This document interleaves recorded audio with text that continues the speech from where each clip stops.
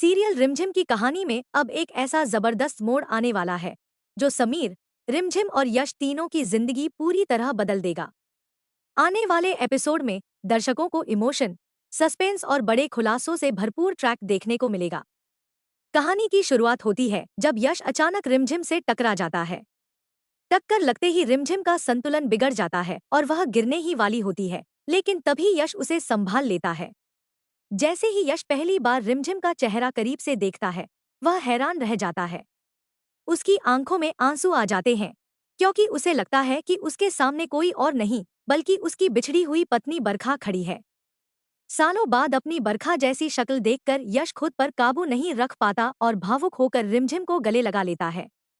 लेकिन रिमझिम तुरंत उसे पीछे हटाते हुए कहती है, तुम कौन हो और तुम्हारी हिम्मत कैसे हुई मुझे इस तरह गले लगाने की? यश भावुक आवाज में कहता है, बरखा, क्या तुम मुझे भी भूल गई? मैं तुम्हारा यश हूं।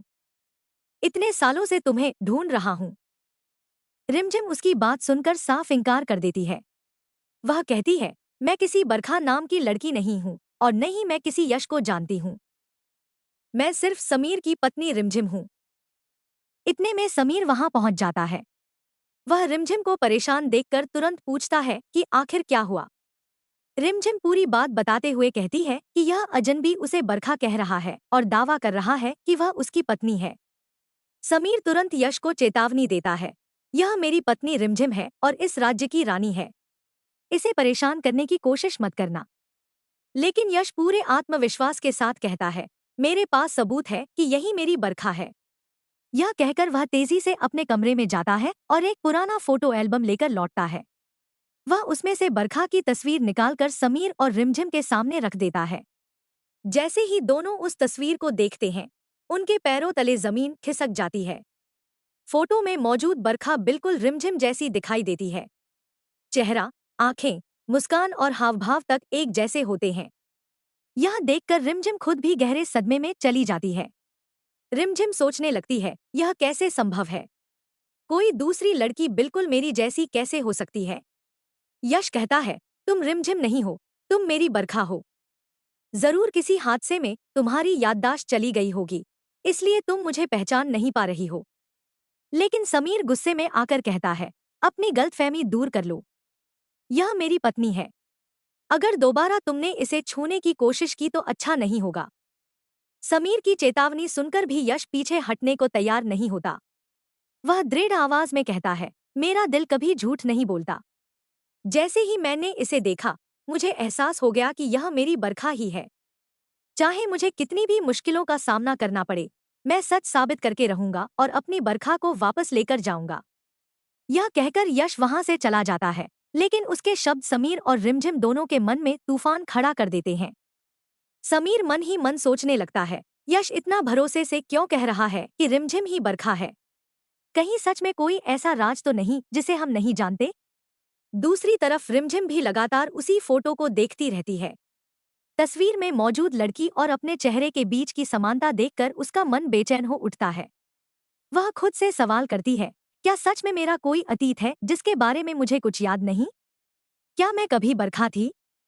इन सवालों के जवाब तलाशने की कोशिश में रिमझिम अपने बीते हुए जीवन को याद करने की कोशिश करती है। अचानक उसके सिर में तेज दर्द शुरू हो जाता है। उसकी आंखों के सामने कुछ धुंधली यादें चमकने लगती हैं। उसे किसी सड़क का दृश्य, तेज रफ्तार गाड़ी, चीखें और खून से लथपथ कुछ पल दिखाई देते हैं। वह इन यादों को समझ भी नहीं पाती कि अचानक उसकी तबीयत बिगड़ जाती है और वह बेहोश होकर जमीन पर गिर पड़ती है। रिमझिम को गिरता देखकर समीर घबरा जाता है। वह दौड़कर उसे संभालता है और बार बार उसका नाम पुकारता है। होश आने पर समीर उसे समझाते हुए कहता है, तुम्हें कुछ भी याद करने की जरूरत नहीं है। तुम सिर्फ मेरी रिमझिम हो। वह आदमी किसी गलतफहमी का शिकार है। धीरे धीरे उसे भी सच समझ आ जाएगा। लेकिन रिमझिम की बेचैनी खत्म नहीं होती। वह कहती है, समीर, मुझे कुछ धुंधली यादें आने लगी हैं। ऐसा लगता है कि मेरे साथ कभी कोई बड़ा हादसा हुआ था। मुझे कुछ चेहरे और कुछ जगहें याद आती हैं, लेकिन सब कुछ अधूरा है। मुझे डर लग रहा है कि कहीं मेरी याददाश्त सच में तो नहीं खो गई थी। रिमझिम की यह बात सुनकर समीर अंदर तक हिल जाता है। पहली बार उसके मन में भी शक पैदा होने लगता है कि कहीं यश सच तो नहीं कह रहा। फिर भी समीर खुद को संभालते हुए मन ही मन फैसला करता है कि चाहे अतीत में कुछ भी रहा हो, वह रिमझिम को किसी भी कीमत पर खुद से दूर नहीं जाने देगा। वह सोचता है, अगर कभी इसका नाम बरखा भी था, तब भी आज यह मेरी पत्नी रिमझिम है। मैं इसे किसी और का नहीं होने दूंगा। इधर यश भी हार मानने वालों में से नहीं होता। अगले ही दिन वह कई पुराने फोटो, दस्तावेज और यादगार चीजें लेकर समीर और रिमझिम के सामने पहुंच जाता है। वह एक एक तस्वीर दिखाते हुए कहता है, देखो, यह हमारी शादी की तस्वीर है। यह हमारी पहली यात्रा की फोटो है। यह वह दिन है जब हमने साथ रहने की कस्में खाई थी। यह सबूत है कि बरखा मेरी पत्नी थी। यश आगे बताता है, एक दिन बरखा घर से बाहर गई थी।